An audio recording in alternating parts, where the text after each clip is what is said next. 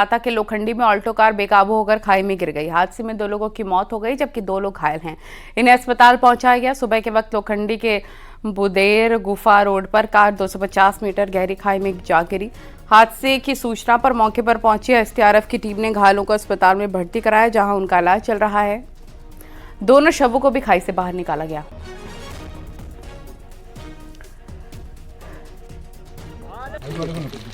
अरे भारी हो जाएगा भाई, ये ठीक है, इससे बड़ा भारी हो रहा है 50 ग्राम। हरिद्वार की सिडकुल में तेज रफ्तार थार का कहर देखने को मिला। यहां तेज रफ्तार थार अनियंत्रित होकर पलट गई और डिवाइडर पर जा चढ़ी। डिवाइडर पर चढ़ी गाड़ी ने बिजली के कई खंभों को भी तोड़ डाला। गनीमत रही कि इस दौरान कोई राहगीर गाड़ी की चपेट में नहीं आया। हालांकि कार सवार 3 युवक गंभीर रूप से घायल हैं। घायलों का इलाज जारी है। सिडकुल थाना पुलिस ने आरोपी के खिलाफ मुकदमा दर्ज कर लिया है।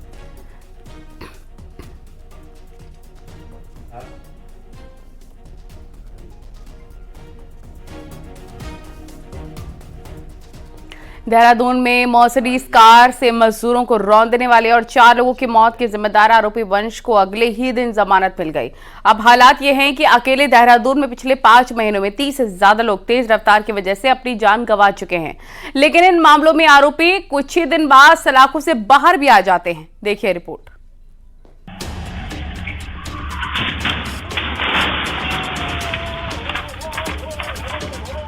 देहरादून की सड़कों पर रात होते ही मौत का सायरन बजने लगता है, क्योंकि इन्हीं सड़कों पर बाइकर्स और कार सवार अपनी रफ्तार की सनक पूरी करने के लिए लोगों की जिंदगी के साथ खिलवाड़ कर रहे हैं। राजधानी की सड़कें रेसिंग ट्रैक में बदल चुकी हैं। ऐसे में हर मोड़, हर चौराहा इंसानी मौत के लिए घात लगाए बैठा है।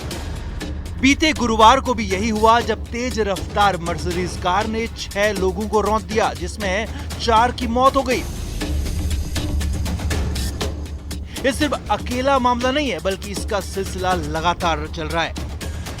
11 नवंबर की रात ओएनजीसी चौक पर तेज रफ्तार इनोवा कार कंटेनर से जा भिड़ी। कार में सवार 6 युवाओं की मौके पर ही मौत हो गई। राजपुर रोड पर खौफनाक हिट एंड रन का केस हुआ। यहाँ भी 4 लोगों को रफ्तार की सनक ने मौत के घाट उतार दिया। पिछले 5 महीने में ओवर स्पीडिंग के चलते 30 निर्दोष लोगों की जान जा चुकी है। उनके घर उजड़ चुके हैं, तो 50 से ज्यादा लोग जिंदगी और मौत के बीच झूल रहे हैं। कुछ की हालत तो इतनी खराब है कि वो खुद मौत मांगते फिर रहे हैं। राजधानी की सड़कों पर पैदल चलने वालों को अब डर लगने लगा है कि कहीं कब कौन सी तेज रफ्तार कार उनकी जिंदगी की डोर काट देगी।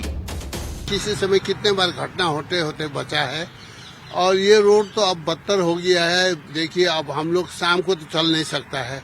सुबह किसी हालत में सीनियर सिटीजन थोड़ा वॉक के देख कर चलना पड़ता है।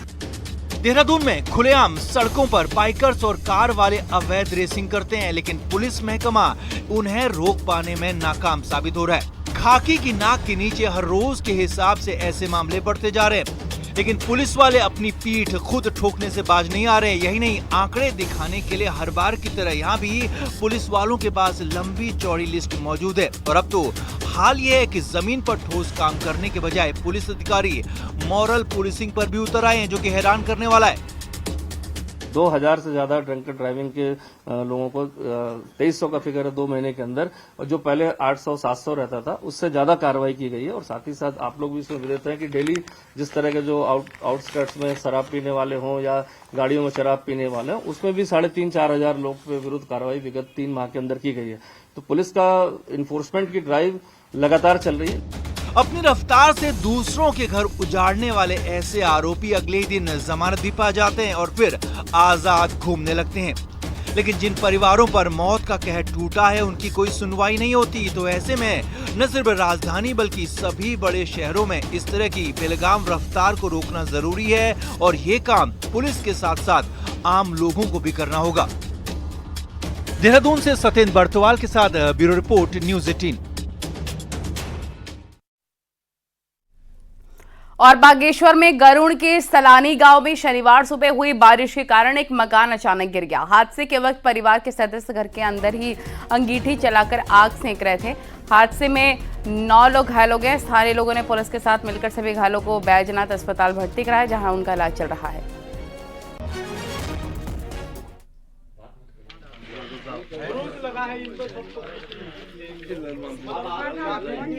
हादसे के वक्त मकान में अंदर मौजूद थे लोग, सभी घायल अस्पताल में भर्ती। बकरियां कहाँ है इसके अंदर? जी बड़ी खबर। होली लगी है, क्या करें? विकासनगर में रेस्टोरेंट में आग लग गई। इस घटना के मामले में 7 लोगों के खिलाफ केस दर्ज। पुलिस ने रेस्टोरेंट के संचालक की शिकायत पर मुख्य आरोपी सागर और हिमांशु के खिलाफ केस दर्ज किया। साथ ही कुछ अज्ञात लोगों के खिलाफ भी केस दर्ज। पुलिस आरोपी की तलाश कर रही है। आरोप है कि आपसी झगड़े के बाद आनंद वाटिका रिजॉर्ट में जानबूझकर आग लगाई गई।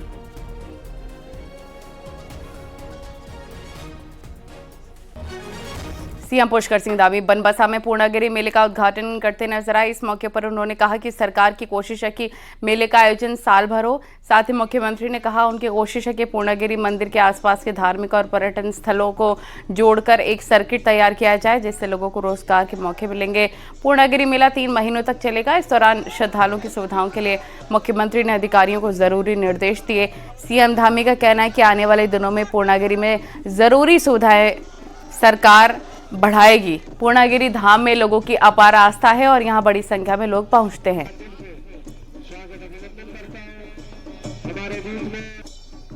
उनको आने जाने में सभी सुविधाएं प्राप्त हो, किसी प्रकार की परेशानी न हो। मेला प्रशासन, जिला प्रशासन सब मिलकर इस मेले को व्यवस्थित करेंगे और हमारा प्रयास है आने वाले समय में बड़ी संख्या में यहाँ श्रद्धालु आते हैं तो यहाँ एक सर्किट बने। वो सर्किट बनकर मेले में आने वाले श्रद्धालुओं को उनके 2-3-4 दिनों का एक उनका प्लान बने। होली बीत गई, लेकिन आने वाला हफ्ता और कुछ दिन सियासी गहमा गहमी रह सकती है। 23 मार्च को यहां धामी सरकार के 3 साल का कार्यकाल पूरा हो रहा है। वहीं बीजेपी संगठन से लेकर सरकार में कुछ बदलाव की चर्चाएं जोरों पर है। देखिए रिपोर्ट।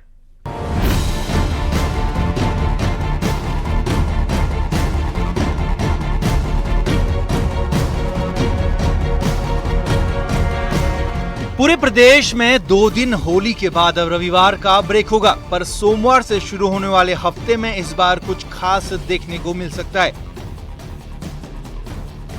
एक तरफ अगले रविवार को जहां धामी सरकार का 3 साल का कार्यकाल पूरा होगा, तो अगले 3 साल के किन संकल्पों पर काम होगा, ये बात मुख्यमंत्री जनता को बता सकते हैं। बीते 3 साल की बात करें तो नकल विरोधी कानून, सख्त भू कानून, समान नागरिक संहिता, अवैध मदरसों मजारों पर एक्शन के साथ ज्यादातर एजेंडे पर काम हो चुका है। ऐसे में अगले 2 साल में बीजेपी सरकार और संगठन का फोकस 2027 में तीसरी बार वापसी का होगा। खबर है कि इसी को लेकर मार्च महीने के बचे दिनों में फैसले हो सकते हैं। मसलन खाली पड़े पदों को भरने के साथ साथ मंत्रिमंडल विस्तार होने की प्रबल संभावना है। वन विकास निगम, बद्री केदार मंदिर समिति समेत कई दूसरी जगहों पर दर्जाधारियों को मौका मिल सकता है। तो बीजेपी के नए प्रदेश अध्यक्ष की घोषणा हो सकती है, जिसके ऊपर पंचायत और 2027 के विधानसभा चुनाव की जिम्मेदारी होगी। देखिए, मुख्यमंत्री जी के 3 वर्ष का कार्यकाल बहुत सफलतापूर्ण कार्यकाल के रूप में देखा जा सकता है और देश के अंदर ये घोषणा पत्र में जितनी बातें रखी थी उसका इम्प्लीमेंट भी उत्तराखंड के अंदर बड़ी संख्या में माननीय मुख्यमंत्री ने सब कार्य को किया है। अब क्योंकि आने वाला समय संगठन पर्व हमारा चल रहा है।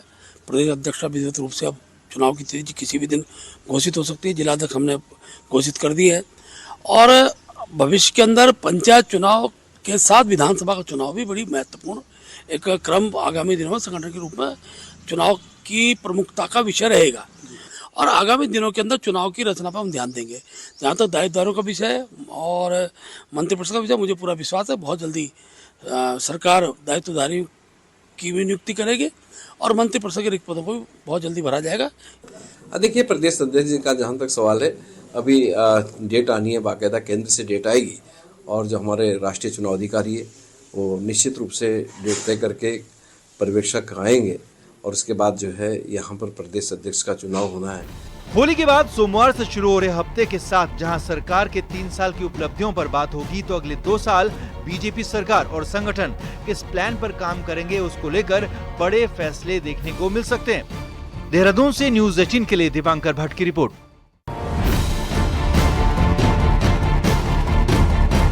और उत्तराखंड में समान नागरिक संहिता लागू हुए करीब 1.5 महीने का वक्त हो गया है। शुरुआती दौर में जो मुस्लिम महिलाएं यूसीसी को नहीं समझ पा रही थी, वो अब खुलकर इससे समर्थन में हैं।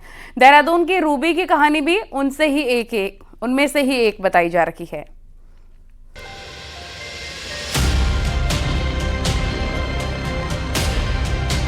इक्कीस मार्च 2022 को देहरादून की रूबी की अरेंज मैरिज हुई। आरोप है कि शादी के 1 महीने बाद ही उसके पति ने उसे मारना पीटना शुरू किया तो उसके घर वाले उसे वापस ले आए। घटना को 3 साल हो गए, लेकिन अब भी वो इस सदमे से बाहर निकल नहीं पाई है।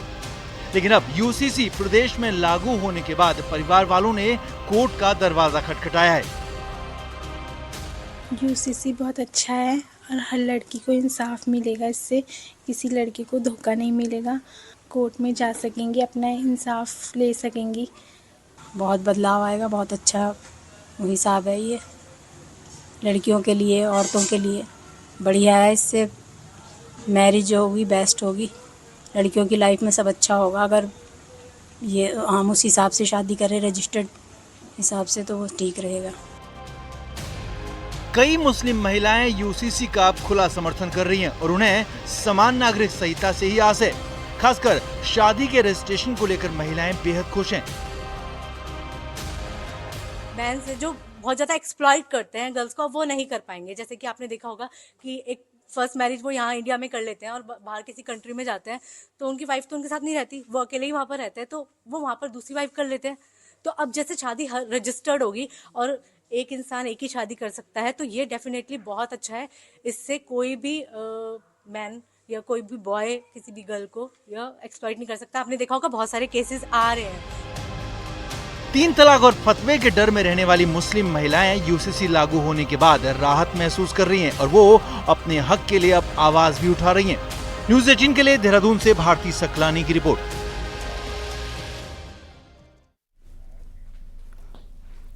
उत्तराखंड में 2027 चुनाव से पहले एक बार फिर से थर्ड फ्रंट की सुगबुगाहट दिख रही है। उत्तराखंड स्वाभिमान मोर्चा प्रदेश के 11 जिलों में रविवार से दौरा करने वाले हैं, जिसमें तीसरे मोर्चे के तौर पर दिख रहे युवा शामिल हैं। हालांकि मेन स्ट्रीम पार्टियां बीजेपी और कांग्रेस थर्ड फ्रंट की बात को ही सिरे से खारिज करते नजर आ रहे हैं। देखिए रिपोर्ट। बेरोजगार संघ से उत्तराखंड स्वाभिमान मोर्चा तक पहुंचे बॉबी पंवार ने शनिवार को प्रेस कॉन्फ्रेंस की। रविवार से स्वाभिमान मोर्चे में शामिल युवा नेता 11 जिलों में जाने वाले हैं। इनका दावा है कि जनता से जुड़े मुद्दों के लिए जमीन तैयार की जाएगी और क्षेत्रीय दलों को साथ जोड़ा जाएगा। तो दूसरे राउंड में हरिद्वार और उधम सिंह नगर की बात होगी।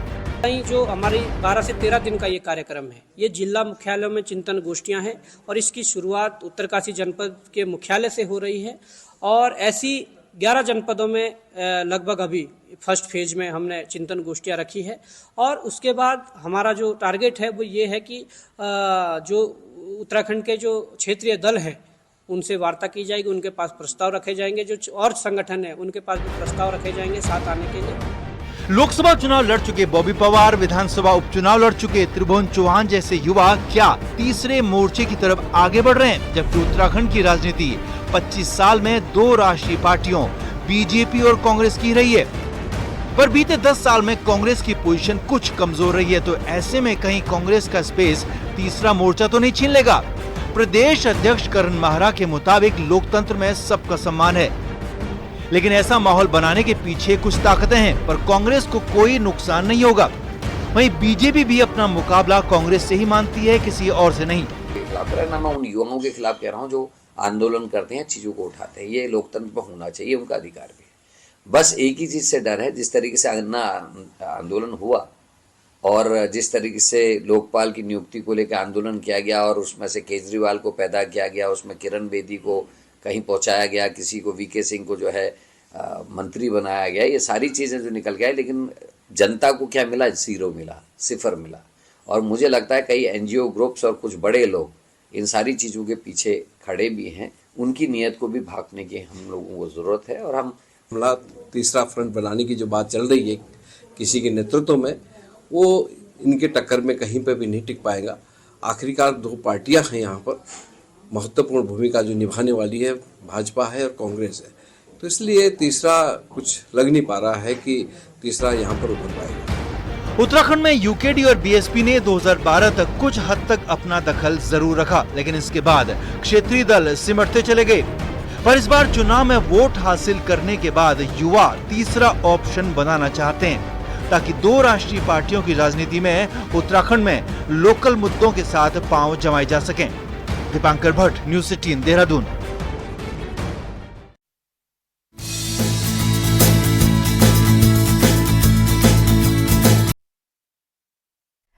मार्च का महीना आधा बीत चुका है, लेकिन पहाड़ों पर बर्फबारी का सिलसिला थमने का नाम नहीं ले रहा। बद्रीनाथ धाम में जमकर बर्फबारी हुई है। यहां करीब 2 फीट से ज्यादा बर्फ जम चुकी है। शुक्रवार रात से ही जबरदस्त बारिश हो रही है, बर्फबारी हो रही है, जो कि शनिवार दिन भर जारी रही। चारों तरफ बर्फ ही बर्फ नजर आ रही है और पूरी बद्रीपुरी बर्फ के आगोश में सफेद चादर में लिपटे नजर आ रही है। मंदिर परिसर से लेकर सिंह द्वार और तप्त कुंड तक भारी बर्फबारी है। मौसम विभाग ने आगे भी बर्फबारी होने की संभावना व्यक्त की है।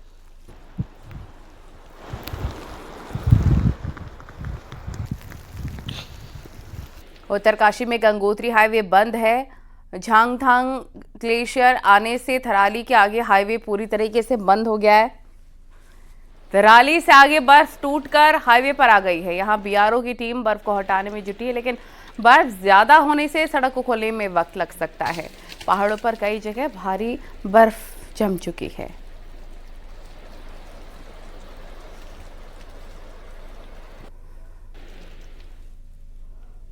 उत्तरकाशी के निचले क्षेत्र में बारिश और ऊंचाई वाले क्षेत्र में बर्फबारी देखने को मिल रही है। ताजा तस्वीरें यमुनोत्री धाम से सामने आई है, जहां रात से जमकर बर्फबारी हो रही है। पूरी धाम बर्फ से ढका हुआ है। इसके अलावा गंगोत्री धाम हर्षिल मुकबा में भी बर्फबारी हो रही है, जिससे ठंड बढ़ गई है।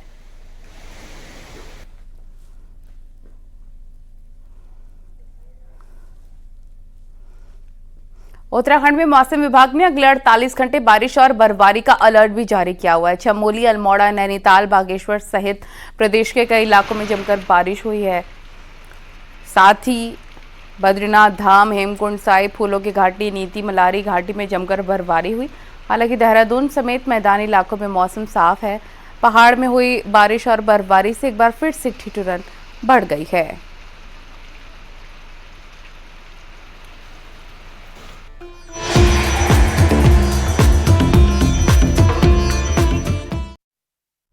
और पूरे देश में कल होली मनाई गई।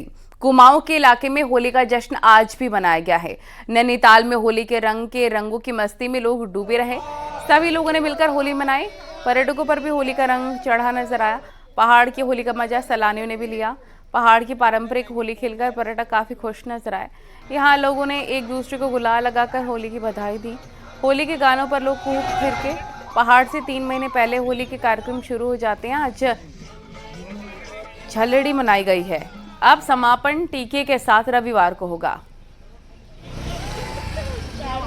ऐसा फील कभी नहीं आया इससे पहले। किस तरह का माहौल है होली? इस तरह का माहौल बहुत ज्यादा खुशनुमा है। लोग एक दूसरे को कॉर्पोरेट कर रहे हैं और काफी ज्यादा यहाँ पे होली खेल के बहुत ज्यादा उत्सुकता आ रही है। मजा आ रहा है बहुत एकदम। प्लेन्स की होली और यहाँ की होली में कितना अंतर दिख रहा है? यहाँ की होली मोस्टली कलरफुल होती है। ज़्यादा कलर हैं, ड्राई कलर हैं जो यूज़ करते हैं। हमारी तरफ थोड़ा सा माहौल थोड़ा सा ज़्यादा अच्छा नहीं रहता। और सीएम पुष्कर सिंह धामी ने शुक्रवार को खटीमा में अपने आवास पर पहुंचे, जहां सीएम ने स्थानीय लोगों के साथ होली मनाई। होली के रंगों में लोग भी सराबोर नजर आए। लोगों को भी शुभकामनाएं दी है सीएम धामी ने। इस दौरान मुख्यमंत्री ने कहा, होली पर समाज में सांस्कृतिक और सामाजिक जुड़ाव को भी बढ़ावा देती है।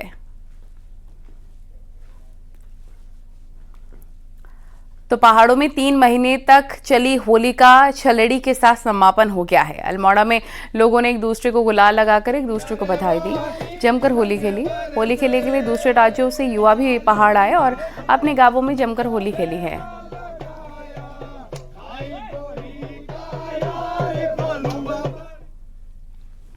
अल्मोड़ा में होली की धूम रही। पुलिस के जवानों ने भी जमकर होली खेली, एक दूसरे को अबीर गुलाल लगाया और एक दूसरे को होली की शुभकामनाएं दी। इस दौरान पुलिस के जवानों ने पहाड़ की पारंपरिक होली भी खेली और पुलिस के जवान होली के रंग में सराबोर नजर आए।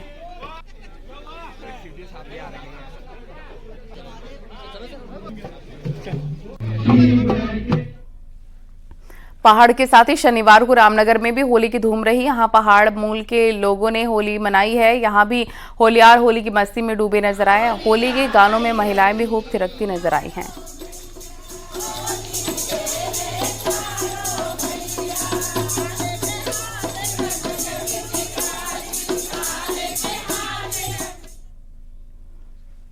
हल्द्वानी में लोगों ने जमकर होली खेली। कुमाऊं कमिश्नर दीपक रावत ने भी जमकर होली खेली। दीपक रावत ने हल्द्वानी में अपने घर पर अपने परिवार और जनता के साथ होली खेली। इस दौरान वो होली के साथ पहाड़ी गीतों पर खूब थिरके। उन्होंने सभी को होली की बधाई दी है।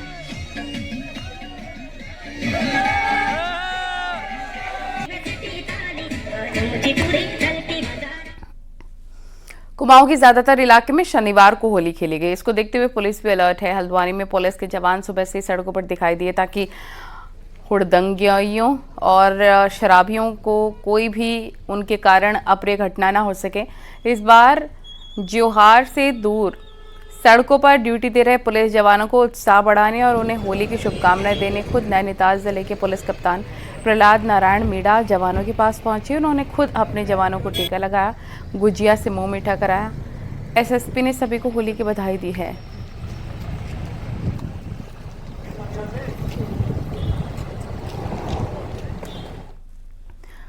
हरिद्वार में भी पुलिस की होली की धूम रही। शुक्रवार को होली और जुमे की नमाज सकुशल संपन्न करने के बाद हरिद्वार पुलिस ने जमकर होली खेली।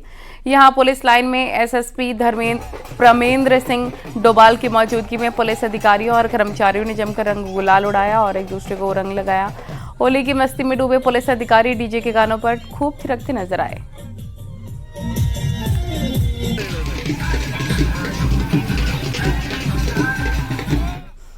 उत्तर प्रदेश के मुख्यमंत्री योगी आदित्यनाथ ने फूलदेई की बधाई दी। सीएम योगी ने एक्स पर लिखा, लोक आस्था के पावन पर्व फूलदेई की सभी को बधाई।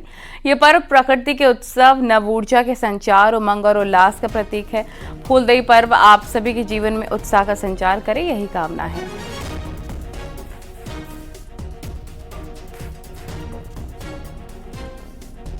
देहरादून में झंडा मेला की तैयारियां जोरों शोरों से चल रही हैं। इसके लिए दरबार साहिब को सजाया जाने लग गया है। रविवार को संगते यहां नए ध्वज दंड को लेकर दरबार साहिब आएंगे और इसके बाद तेजी से संगतों के पहुंचने का सिलसिला बढ़ेगा। कई राज्यों से श्रद्धालु भी देहरादून पहुंचे हैं। पवित्र झंडे जी के दर्शन के लिए लाखों की संख्या में लोगों के पहुंचने की उम्मीद है।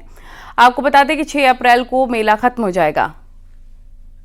झंडा मेला है, ये आपसी प्रेम का, भाईचारा का, एकता का, सौहार्द का मेला माना जाता है। इसमें हर संप्रदाय के, हर धर्म के लोग आते हैं और यहाँ पे मिलजुल कर सेवा करते हैं। सांझा चूल्हा होता है, तो किसी भी तरह का भेदभाव नहीं होता है। सब मिलकर जो है मेले को आगे बढ़ाते हैं और ऐसी मान्यता है कि जो भी गुरु महाराज के दरबार में आस्था के साथ, भक्ति भाव के साथ मत्था टेकता है, गुरु महाराज ने हमेशा उसकी झोली को भरा है।